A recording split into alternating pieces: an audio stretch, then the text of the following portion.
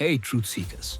Welcome to Enlightened Science, the Path to Truth video series, where ancient wisdom meets today's toughest questions.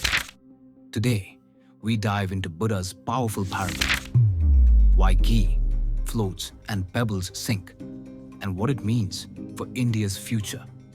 Buckle up. This isn't just about butter and stones. It's about science over superstition, nature's truth over blind belief, and how India's youth can ignite a revolution through one timeless law, cause and effect.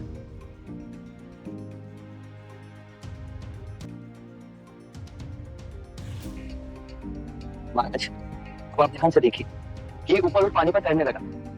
आप बताइए, मेरे या किसी और के पूजा पाठ करने से क्या ये घी नीचे बैठ सकता है?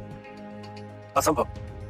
ये तो घी का स्वभाव ही नहीं। सत्य कहा आप। उसी प्रकार किसी भी पूजा पाठ, विधि विधान, कर्म कांड के द्वारा पानी के अंदर डूबे हुए कंकड़ पत्थर क्या ऊपर आ तैर सकते हैं? नहीं पुत्र, ये तो प्रकृति के नियम के विरुद्ध है। तो हम प्रकृति से भिन्न कैसे हो? हम भी तो प्रकृति का ही रूप है। सत्य कहा।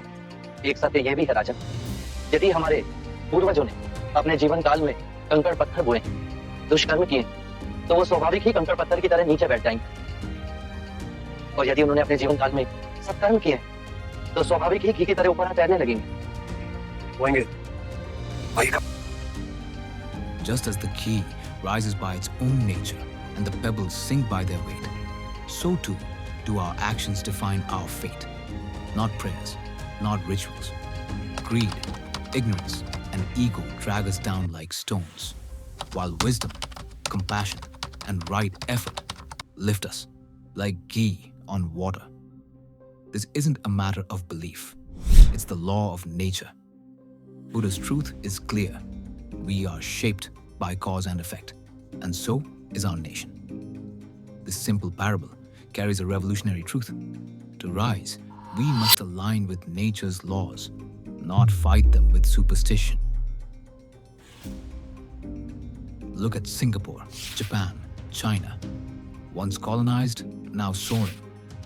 Not because of astrology or rituals, but because of science, education, and bold reforms.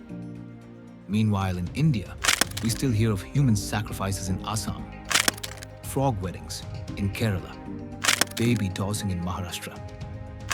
In some villages in India, a young child lies ill, while the family calls a godman or priest instead of a doctor. Elsewhere, children are made to beg naked for rain or lie in mud, hoping the skies will open. A judge declares that cows breathe out oxygen. Another claims peacocks reproduce through tears. What went wrong? We respect the fruits of science, mobile phones, medicine, rockets. But we have not embraced the spirit of science. And that is why blind faith still rules our streets and steals the future of our youth. Across our nation, choked drains, broken hospitals, and crumbling government schools cry out for solutions. Not rituals, but resources. Schools with no teachers, toilets with no water. While religious institutions gleam with gold, our children sit in silence, waiting not for prayers, but for a pencil, a teacher, a future.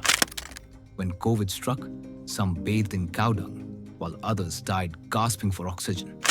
Even our IIT, beacons of intellect, are faltering. IIT Delhi's Svarup project spent 30 crore rupees studying cow urine. No breakthroughs, no peer-reviewed science, just belief in a lab coat sold as research, handed to godmen pushing miracle cures. And on our television screens, idols are said to shed tears, demons rise, and every setback is blamed on the stars. TV serials glorify astrological fears. Families worry more about horoscopes than hunger. And weddings wait for auspicious times. Even if ambulances don't, many still respond to natural events with inherited rituals rather than scientific understanding. During a recent eclipse, special prayers were held across communities. And in one viral incident, people gathered around what they believed was a miracle, only to later discover it was just a plumbing leak. Godmen claim supernatural powers. Some gurus offer paths to happiness, preaching detachment from the material world. Yet, not one of them predicted a terror attack or a pandemic. These gurus betray their own preaching, living in luxury, selling spirituality, and building brands. Still, we applaud. Still, we believe. We reward faith, not facts. Meanwhile, a High Court judge says yajnas energize the sun. A former minister rejects evolution. I never saw an ape turn into a man, he says. And where are our scientists, writing papers, silent in public? The Buddha once said, "Even if I have said it, test it, observe, accept only what is reasonable and benefits all." He warned against blind faith. He refused to answer speculative questions, comparing it to a man shot by a poisoned arrow who wastes time asking about the caste of the attacker. That's scientific mindset, not 250 years old, but 2,500 years old. The Buddha said, "Test my teachings like a goldsmith tests gold." He didn't need dogma, he wanted verification. So, when Israel reaches Mars, or Subhashri Sahu, a class 11 student from Ganjam district, invents a solar-powered, multifunctional agricultural machine, that's science rooted in truth. That's Dhamma, the natural law of cause and effect in action. Don't be fooled. Just because someone has a science degree doesn't mean they have scientific temper. Many physics teachers still believe in Rahu and Ketu. Many engineers pray on Tuesdays but won't fly on a 13th. Our education system is turning illiterate believers into literate believers. In 2023, NCERT dropped evolution and the periodic table from high school textbooks.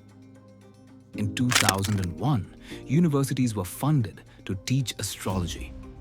We are raising scientists who still consult astrologers, and it's costing us time, innovation, and lives.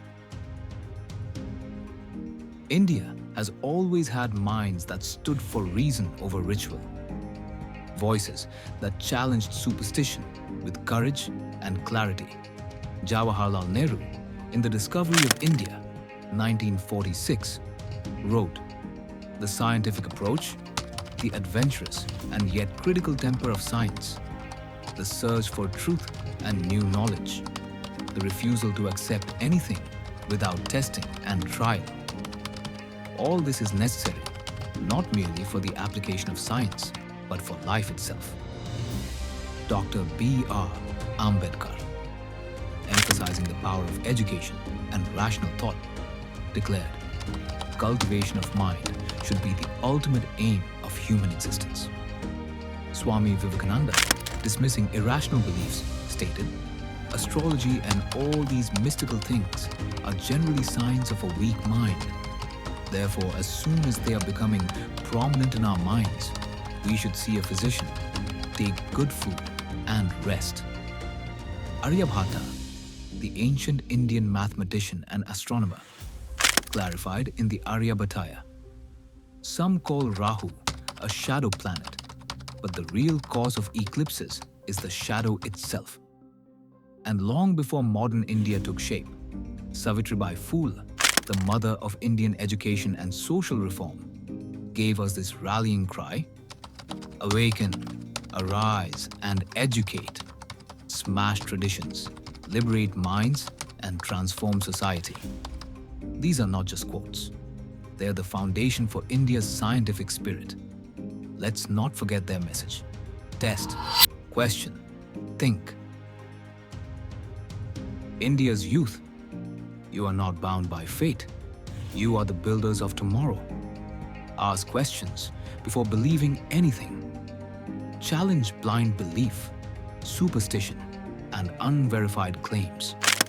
They fail to solve real problems, and they fail in nations like China and Japan, where progress was built not on prayers, but on science, education, and practical thinking. Test everything. Think critically. Teach others. Build an India that once inspired the world to rise through reason, a nation where superstition sinks and truth rises like ghee from churned milk. Buckle up for next time.